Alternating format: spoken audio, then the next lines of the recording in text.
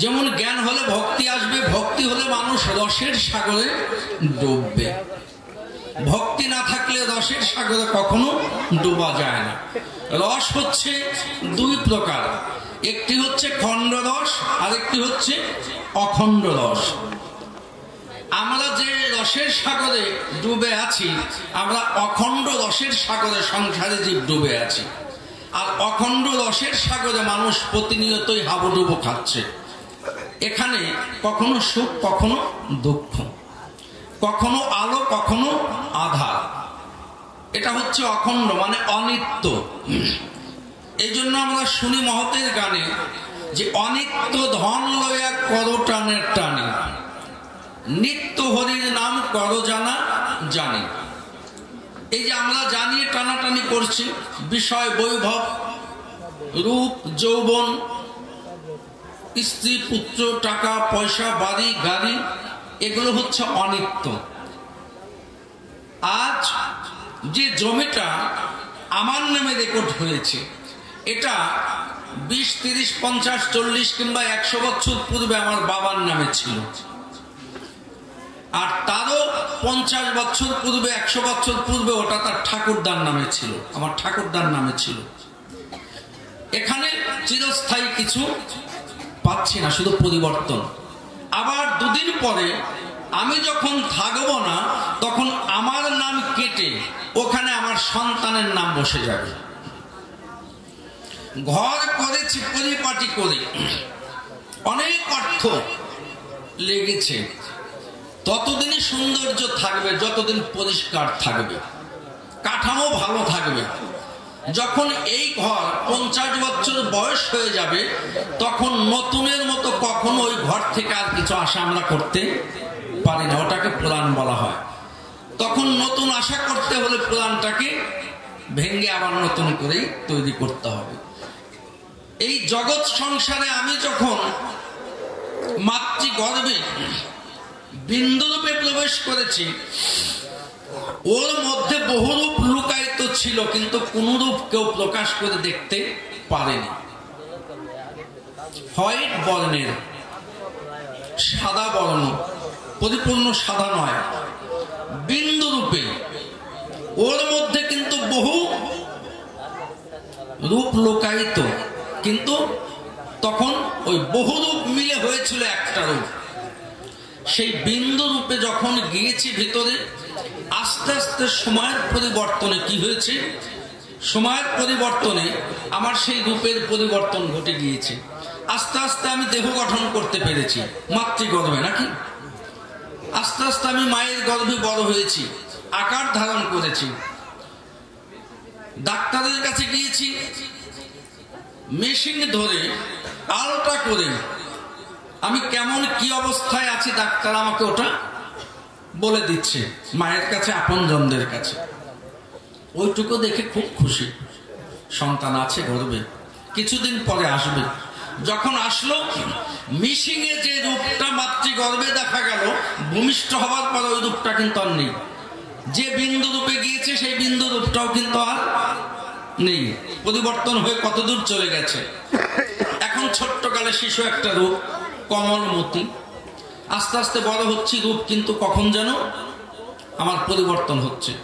10 বছরের সময় প্রথম জন্মের দিনের যে রূপ, সেটা এখন আর নেই, একটু পরিবর্তন। 50 বছর, 20-25 বছরের যৌবনের সময় আরেকটু পরিবর্তন, বৃদ্ধকালে আরো পরিবর্তন।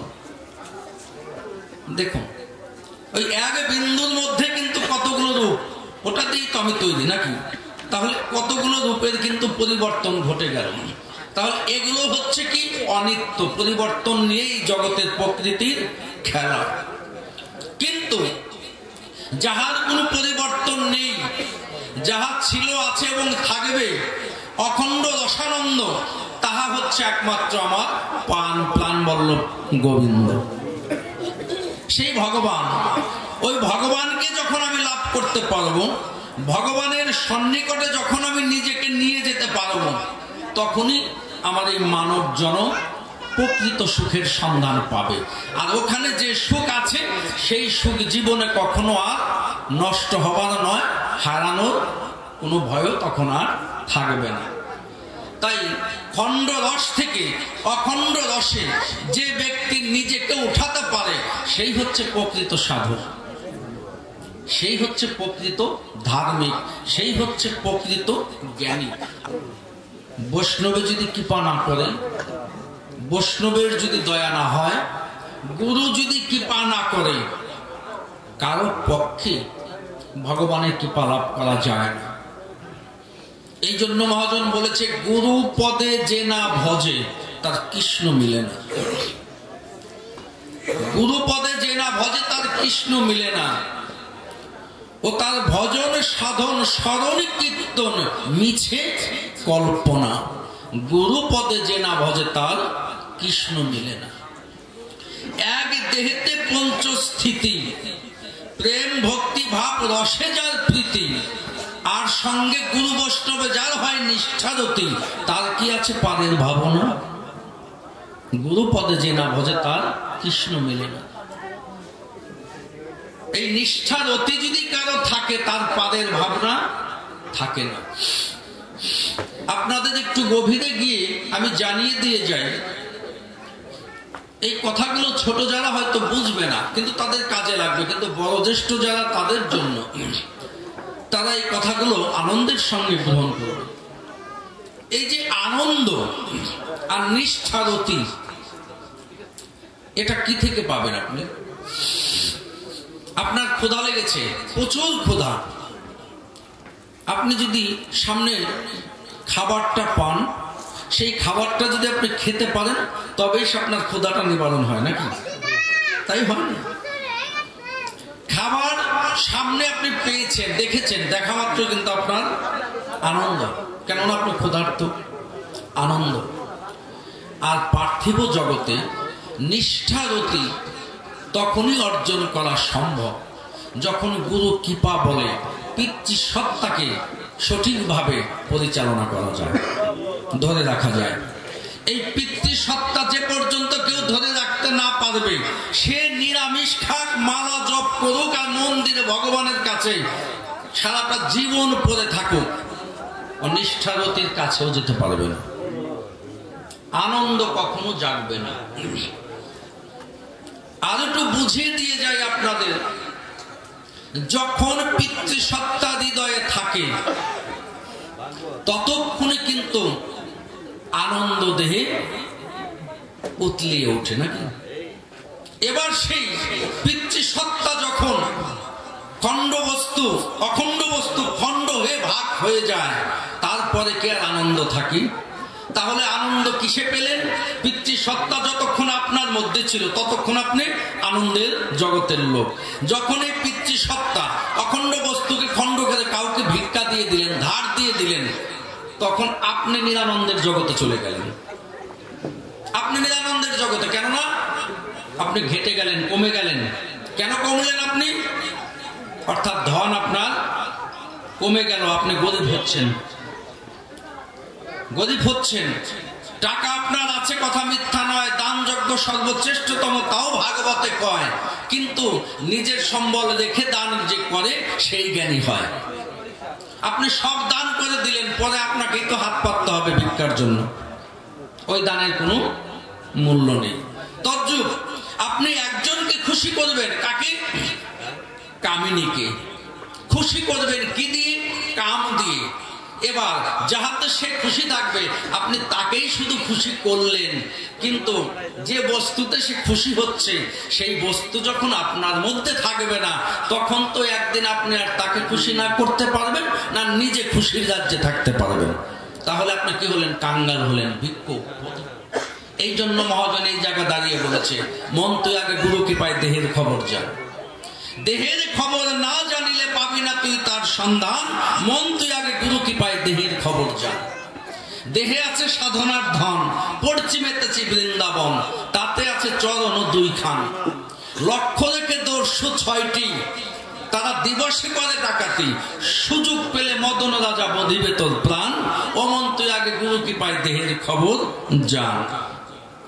সাধু সিন্ধু হতে বিন্দু এনে ফেলিস না মন তুই খালে আর বিলে। এই বিন্দু রূপেই বিরাজ করে আমার সাক্ষাৎ ভগবান। মন তুই আগে গুরু কি পাই এই দেহের খবর যা। সাধুগুরু মহন্ত যারা কাম নদীতে ডুবে মরে না কখনো তারা, মুখে জয় রাধাচি রাধা বলে এই দেহ তরি তুফান সমুদ্রে বাইরে বুঝান। মন তুই আগে গুরু কি পাই দেহের খবর যা। তাহলে এই দেহের খবর আমি জানলাম না,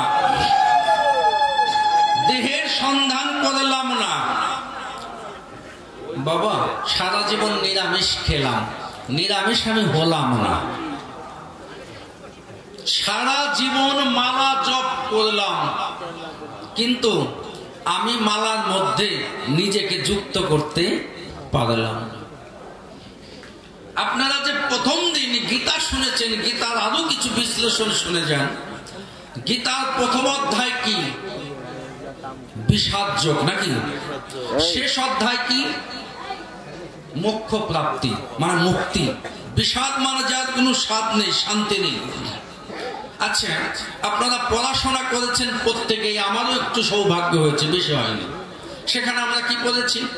অঙ্কের ঘরে পড়াশোনা দেখেছি, যোগ গুণ ভাগ এগুলো তো আছে নাকি? আছে না? তাহলে গীতার ঘরে একটা ভাগও পায় না, একটা গুণও পায় না, শুধু যোগ পাই। কারণটা কি? ভাগ নেই কেন? না তখন ভাগ তৈরি হয়নি, খালি যোগ নিয়ে লেখাপড়া ছিল না। গীতা মানে জ্ঞান শাস্ত্র। এখানে প্রথম বিষাদ যোগ, কর্মযোগ, জ্ঞান যোগ থেকে শুরু করে 18 অধ্যায়, যতটি অধ্যায় আছে 18, প্রথম থেকে শেষ পর্যন্ত শুধু যোগ। যোগে কি হয়? 1 1 2, 5 5 10, যোগে খালি বাড়ে আর ভাগের ঘরে কমে। তা গীতাটা 18 অধ্যায় শুধু যোগ, মানে ওটা জ্ঞান বাড়বে শুধু, কমবে না। এবার ওই গীতা নিজের সঙ্গে মিলাতে হবে, এটাকে বলা হয় দেহ গীতা, চৈতন্য গীতা। এখানে 18 অধ্যায় কি পাবেন? এখানে মায়ের পাবেন 4 আর বাবার পাবেন 4। মা বাবার রজ বীজের মধ্যে 4 4 8টা বস্তু থাকে, আর ভগবান গুরু রূপে দেন 10। এই 18 ইন্দ্রিয়ের হয় মানব দেহ গঠন, এটাকে বলা হয় চৈতন্য গীতা। এবার ওই গীতায় যেমন একের থেকে বিষাদ মানে শান্তি নেই, স্বাদ নেই, এখানে তো মাইনাস করা উচিত ছিল, কিন্তু না, তুমি কষ্টে আছো তারপরেও যোগের ঘরে থাকো। কষ্টে আছো যোগের ঘরে থাকো, কষ্টে থেকেও যদি যোগ ধরে রাখতে পারো, একে একে 18 দিনের দিন তুমি মুক্তি লাভ করতে পারবে। আর যদি মাইনাস হয়ে যায় তুমি ঘেটে গেলে। তাহলে এই জন্য ওই লেখা গীতা, ব্যাস বিরচিত গীতায় কোনো ভাগ নেই, শুধু যোগ। দুর্ভাগ্যবশত আমার এই চৈতন্য গীতায় শুধু বিয়োগ, আমাদের শুধু মাইনাস, আমাদের আর যোগ নাই। এই জন্য ওই গীতা পড়ে আমাদের এই গীতার সঙ্গে কোনোদিনও মিলে না। কেন মিলে না? মিলবেও তো না। ও হলো ডাইনে আর আমি হলো বায়, দুইজনের লক্ষ্য দুইটে। এই জন্য পড়ার দরকার পড়ি, পড়ার দরকার একটু পড়ি, মুখস্থ করার দরকার করি, 5 জনকে বোঝাতে হবে তাই, বিজনেস করতে হবে তাই।